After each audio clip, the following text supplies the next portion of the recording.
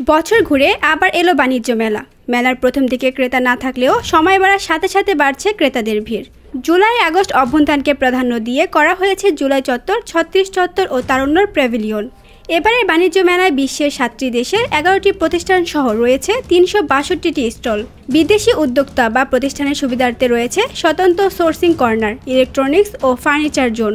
বয়সভিত্তিক দর্শনার্থীদের সুবিধার্থে রয়েছে প্রযুক্তি কর্নার, সিটিজেনদের জন্য সিটি কর্নার এবং শিশুদের চিত্ত বিনোদনের জন্য রয়েছে শিশু পার্ক। ব্যবসায়ীরা বলছে এবারের মেলায় বিভিন্ন মান ও ডিজাইনের পণ্য এসেছে এবং নানা রকম ছাড় দিয়ে এসব পণ্য বিক্রি হচ্ছে। লোকজন অনেক আগে, গতবার মেলা থেকে লোকজনের উপস্থিতি অনেক ভালো, কিন্তু কেনাবেচা খুবই কম। জামা কিনেছি, জুতা কিনেছি, অনেক কিছু কিনেছি, তারপর মাথার ব্যান্ড কিনেছি। কোন জিনিসটা বেশি ভালো লেগেছে?